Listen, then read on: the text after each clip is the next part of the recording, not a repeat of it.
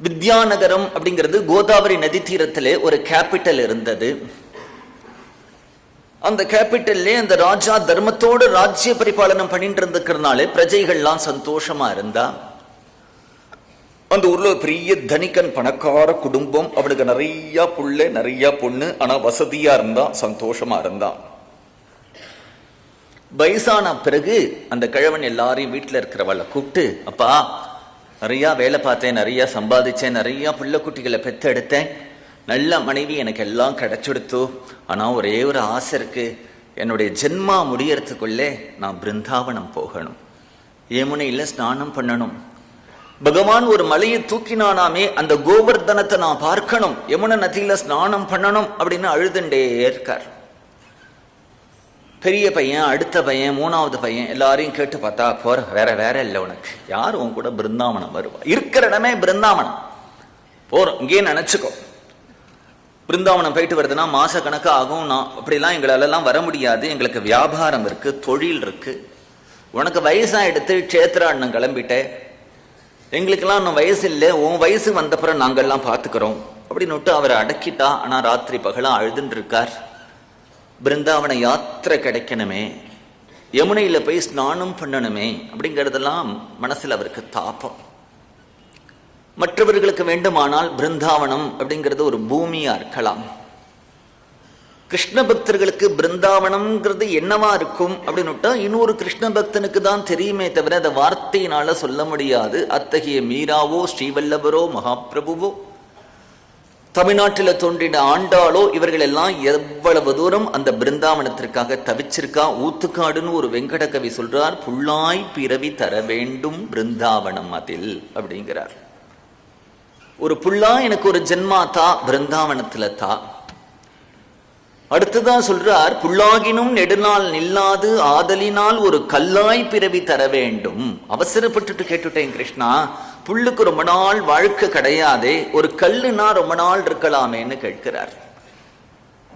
நாம ஜீவன் நினைச்சுட்டு இருக்கோம் இல்லையா, பசுவை பூஜை பண்றோம் அப்படின்னுட்டா பசுட்டு ஏதோ ஒரு விசேஷம் இருக்கு, குதிரையை பூஜை பண்றோம் அப்படின்னுட்டா குதிரைட்டு ஏதோ ஒரு விசேஷம் இருக்கு, யானையை பூஜை பண்றோம் அப்படின்னுட்டா யானைட்ட விசேஷம் இருக்கு. அதெல்லாம் என்ன விசேஷம் நமக்கு தெரியாது, இதெல்லாம் சாஸ்திரம் விதிச்ச ரிஷிகளுக்கு தான் தெரியும். கருடாழ்வார பூஜை பண்றோம், பாம்பு பூஜை பண்றோம், அஸ்வத்த விருட்சத்தை பூஜை பண்றோம், துளசியை பூஜை பண்றோம், வேப்ப மரத்தை பூஜை பண்றோம் அப்படின்னுட்டா மகர்ஷிகள்லாம் ஏதோ வச்சிருக்கா. ரொம்ப பாப்பம் பண்ணினா ஒருத்தன் ஓநாயா பிறப்பானா. ஓநாயா ஏன் பிறப்பான் அப்படிங்கிறதுக்கெல்லாம் நமக்கு பதில் தெரியாது, சாஸ்திரம் சொல்றது. ஒரு இடத்துல இன்னொரு மகாத்மா சொல்லியிருக்கார், அந்த ஓநாய்க்கு மனோவியாதி மாதிரி எப்ப பார்த்தாலும் மனசுக்குள்ள ஒரு வலியும் அழுகையும் இருந்துட்டே இருக்குமா. நமக்கு அது வாய் விட்டு பேசாததுனால தெரியல இல்லையா. ஆதிசங்கரர் ஒரு ஸ்தோத்திரத்துல சொல்றார், நான் ஓநாயும் பிறக்க தயார், ஆனா அந்த ஜென்மம் பிருந்தாவனத்துல இருக்குமானால் அப்படின்னுட்டா பிருந்தாவனத்தினுடைய பெருமை. இந்த வயசான கிழவர் பிருந்தாவனம் போகணும் பிருந்தாவனம் போகணும்னு குடும்பத்தில் இருக்கிற எல்லாரையும் கேட்டு இருக்கும் பொழுது, யாரும் இவரை கூப்பிட்டு போகிறதுக்கு தயாரா இல்லாத பொழுது, பக்கத்தாத்துல இருந்து ஒரு பையன் அடிக்கடி வந்து இவரோட பேசின்னு இருப்பான். அவனுக்கு ஒன்றும் வேலைகள்லாம் இல்லை, ரொம்ப சமத்து நல்ல பையன். இந்த தாத்தா தினமும் துக்கப்படுறத பார்த்துட்டு சொல்றான், தாத்தா உங்க கூட வேணா நான் வரேன் கூட, எனக்கும் பிருந்தாவன தர்சனம் ஆனா மாதிரி இருக்கும், யமுனையில ஸ்நானம் ஆனா மாதிரி இருக்கும் அப்படின்னு உடனே தன் பிள்ளைகிட்டெல்லாம் கேட்கிறார். அவர்கள் எல்லாம் பார்த்தா நல்ல துணை கிடைச்சது, போயிட்டு வா, அந்த பையனுக்கு வேண்டிய செலவெல்லாம் நாமே பண்ணிடுவோம் அப்படின்னு சொல்லி அந்த பையனை கூப்பிட்டு எங்க அப்பாவை ஜாக்கிரதையா கூப்பிட்டு போயிட்டு வாடா, இந்த பணம் வேண்டிய வசதிகள் துணிமணிகள்லாம் கட்டி கொடுத்து அனுப்புறா. இந்த கோதாவரி நதி தீரத்திலிருந்து நடந்து நடந்து நடந்து நடந்து நடந்து இவர்கள் பிருந்தாவனம் போனா. அந்த கிழவர் அடைஞ்ச ஆனந்தத்துக்கு எல்லை இல்லை. யமுனையில ஸ்நானம் பண்ணினார், நிமிலி காட்டை பார்த்தார், தீர் காட்டை பார்த்தார், கோபேஸ்வரனை பார்த்தார், பங்கே விகாரிய பார்த்தார், நிதுவனத்தை பார்த்தார், சேவா குஞ்சத்தை பார்த்தார், வம்சீவடத்தை பார்த்தார், காளியத்தாக்க பார்த்தார், கேஷிவடத்தை எல்லாம் பார்த்தார். மனசு நிறைஞ்சிருந்தது இல்லையா, ஒரு எமோஷன் அவருக்கு. அப்படியே இருக்கும் பொழுது அங்க அழகான ஒரு கிருஷ்ணன் கோவில் இருந்தது. அந்த கோவில்ல தான் ஒரு ரூம், அதுல தான் தங்கியிருக்கா. குழந்தை, என் ஜென்மாவில் இது நடக்கும்னு தோணலடா எனக்கு, நானும் சின்ன குழந்தையிலிருந்து எவ்வளவு நாள் ஆசைப்பட்டேன், எத்தனை பேர்கிட்ட கேட்டு பார்த்தேன், யாருமே என்ன முடியாதுன்ட்டா. நீ கூப்பிட்டு வந்தியேடா, உன்னை பார்த்தா எனக்கு பிரத்யட்சமா கிருஷ்ணனா தான் தெரியறது.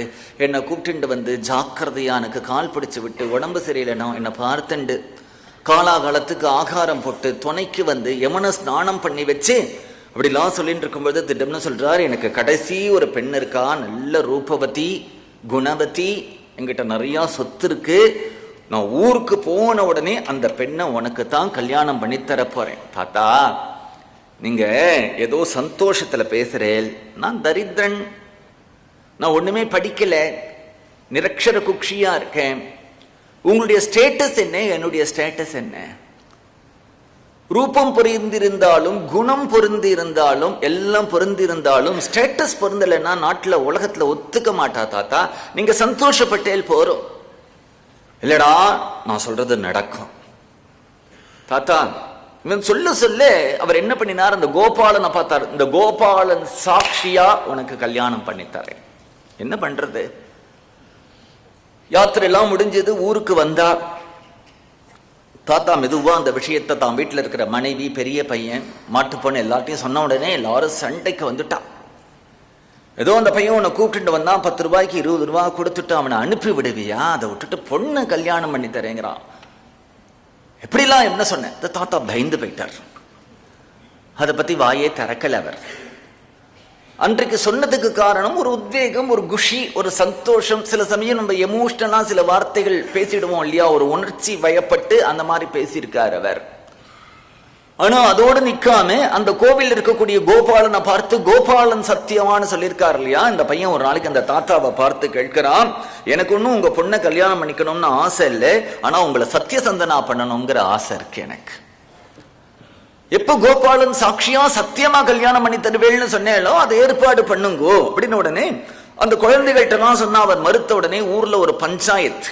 பஞ்சாயத்துனா என்ன அப்படின்னா, ஒரு நாட்டில் 1000 பேர் சேர்ந்து ஒரு முடிவெடுக்கிறத காட்டிலும், 1,00,000 பேர் சேர்ந்து ஒரு முடிவெடுக்கிறத காட்டிலும், 1,00,00,000 பேர் சேர்ந்து ஒரு முடிவெடுக்கிறத காட்டிலும் 5 பேர் நல்ல நீதியும் நியாயமும் வாழ்க்கையில ஒழுக்கமும் விஷயங்கள் தெரிந்தவர்கள் சேர்ந்து எடுக்கக்கூடிய ஒரு முடிவு.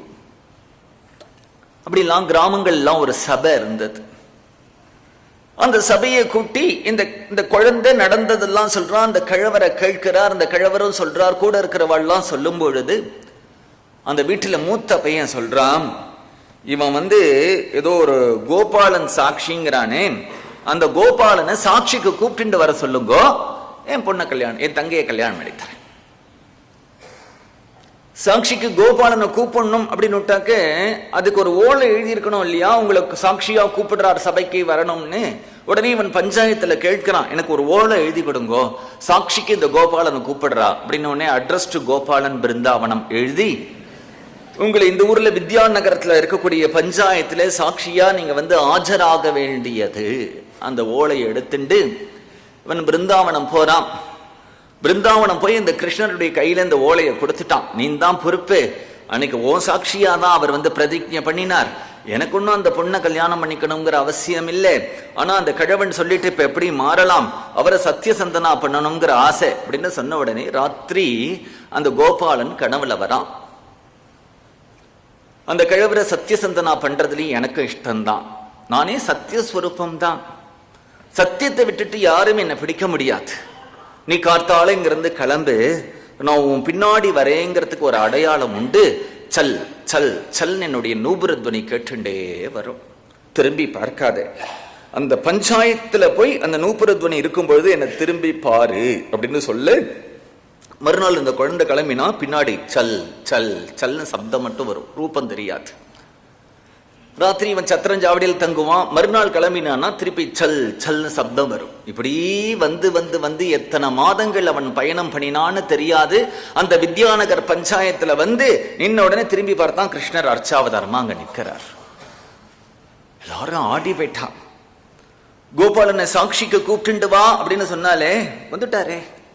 அப்புறம் அந்த பெண்ணை கல்யாணம் பண்ணி கொடுத்தாருங்கிற கதை வேணுமா, அதனால அந்த கிருஷ்ணருக்கே சாட்சி கோபால்னு பேர் வந்துடுத்து. இன்றைக்கும் அந்த சாட்சி கோபால் இந்த சம்பவத்துக்கு சாட்சியா நின்று இருக்கான். ஹரே ராம ராம ராம ஹரே ஹரே, ஹரே கிருஷ்ண கிருஷ்ண